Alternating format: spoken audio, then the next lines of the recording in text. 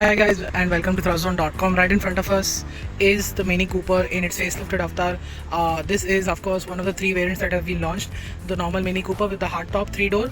There is of course the JCW version, and this is the convertible version of the 3-door. And there is no 5-door for this. The 5-door exists for the normal hardtop.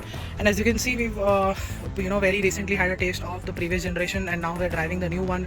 And what are our thoughts on the changes? Some of them are very apparent, some of them are not. So let's dig into the details. As you can see in the front, the bumper is entirely new, newly designed, and it's got this hexagonal shape going around, and there are vents for cooling on both ends, and there's this ducts on both sides to aid even into more cooling. And as you can see in this rather extremely attractive shade of lime green, it looks really fantastic. As always, the headlamps have been redesigned, but they are in tune with the Mini expectations, which is a round sort of oval shape for it. That is the Mini badge, which also continues to be the same. And that is the side profile of the car. Lime green with a black roof is on offer. The new alloy wheels also look rather nice this time. And as you can see, there is a Union Jack on the top of the roof. At the back, as you can see, there is also a Union Jack now embossed inside the tail lamps, and this is the part where it illuminates once you press the brake. Twin pod exhaust. That's the bumper details. Honeycomb.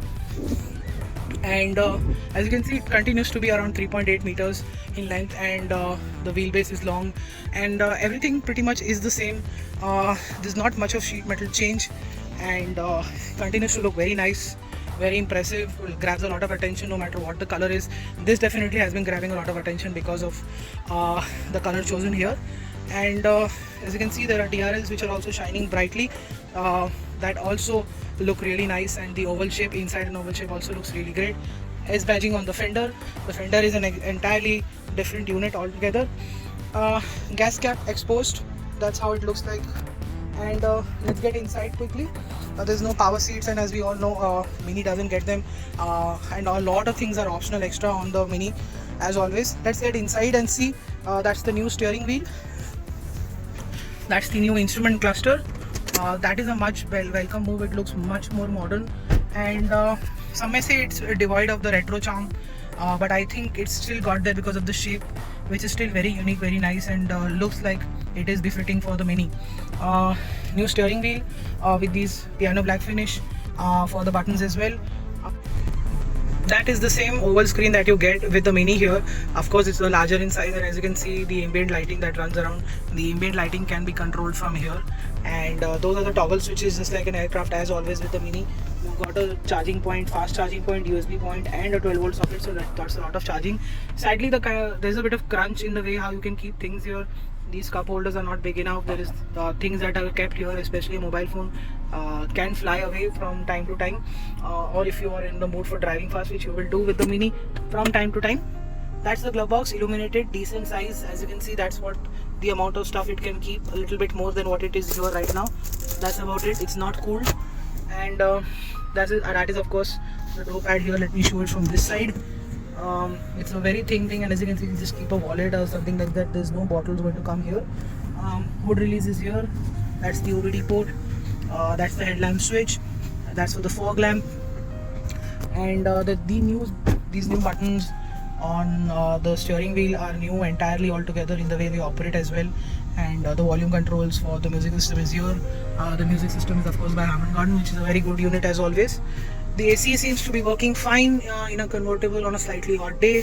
You've got under thigh support here, which is also a much welcome move. You've got a wireless charger here, but I don't think big phones can fit here rather easily. My 6.1-inch phone cannot fit here. And you can fold it like this. You have a cup holder here where Mini's provided this cup. The seat fabric, as you can see, looks very Mini, very British, and this combination also looks very nice, very retro as well.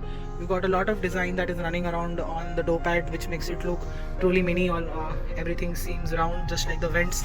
This vent is surprisingly very different, and that's the control for everything here.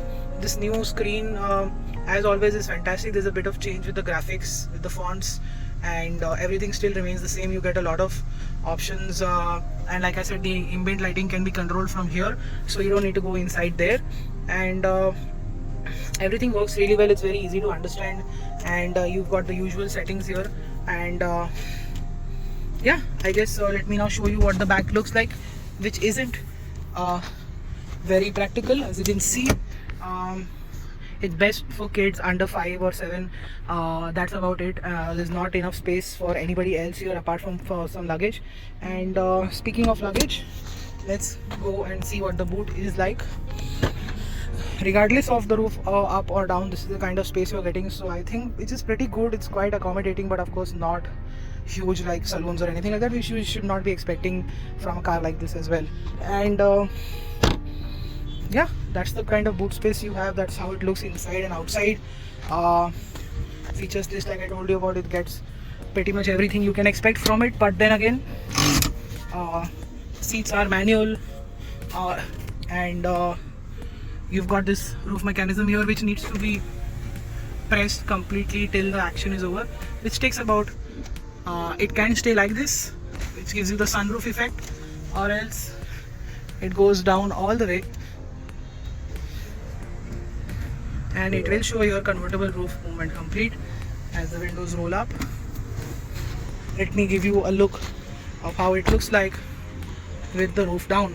And as you can see, with the roof up it looks fantastic. With the roof down it just is truly spectacular. That's how convertibles are, and they do provide you with that special experience that you always wish for, and the Mini here is no exception. Now let's see how it is. So what is the Mini Cooper convertible like to drive? Well, this is the S version, so we get 192 PS and 250 Newton meters of torque, mated to the 7-speed dual clutch gearbox. And what is it like to drive? Well, it is a smooth motor. It drives quickly, rather quickly and freely, and it does have a very good intake and exhaust note. Despite it's the Cooper version and not the JCW version, it still has that JCW effect to a certain extent, but the soundtrack is really good for a normal Mini as well, a non-JCW if I would like to say. And it sounds nice, and there's good amount of drivability in the city. So low end and mid range torque is good. Even the mid range and top end is fantastic. It when you floor the throttle, it reaches 140-150 kilometers an hour in no time. It can sustain 120 really well. The engine feels relaxed. The revs are very low. You can't hear anything inside the cabin. Be it with the roof up or the roof down, the engine only sounds when you're absolutely flooring it. Apart from that, the refinement levels are spot on. Of course, there is let's talk more about refinement, because since it's a soft top, you can hear a lot of ambient and traffic noises around you, but the wind noise and tire noise is well in check. It's only the traffic noise that creeps in inside the cabin. If you have the music on and if you're talking with somebody, then that also should not be an issue. What is also very impressive is how, as always, the gearbox behaves. With the engine, it's fantastic. BMW's dual clutch gearboxes have always been spectacular. This is no different. Of course, there's a bit of hesitancy at slow speeds like any other dual clutch gearbox, but that too is managed quite well, and with the kind of power delivery and torque delivery that is on offer. And like I said, it does 0 to 100 under 8 seconds, so I think that's a pretty good number as well.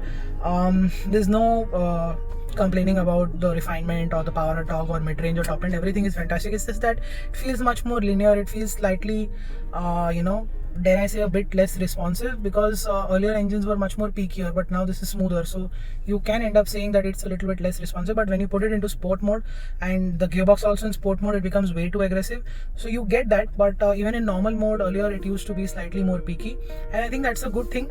It makes drivability in the city excellent, and there is no really complaining about it. What is very impressive now is the gearbox.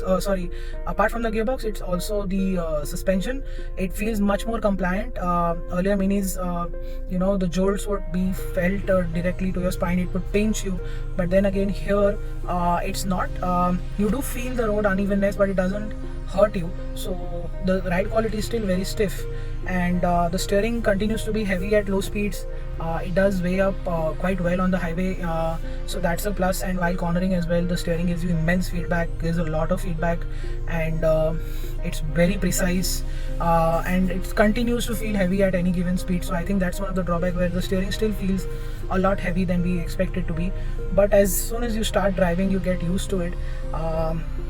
The brakes are also pretty good. The bite, the power is very impressive. I think the Mini convertible is what it is. It's a very fun to drive car. It's the enthusiast choice for a convertible, that's for sure. The engine, the gearbox, the suspension, the brakes all work really well. It's an absolute fun to drive car with the roof down or with the roof up. It's absolutely amazing. The fact that you can have all that fun while the roof is down, that is the special price that you pay for the Mini convertible. Something that all enthusiasts should consider if they are in the market in this price bracket, because there's absolutely nothing like this. This drives like this, looks like this, behaves like this on Indian roads and even around the world. The Mini continues to be one of the most special cars in any form that you buy, and the convertible is on top of that list. I think that's it. Thank you so much for watching our video. Make sure you like, share, comment if you have some questions below, subscribe to our channel, and I'll see you next time in the next video. Goodbye.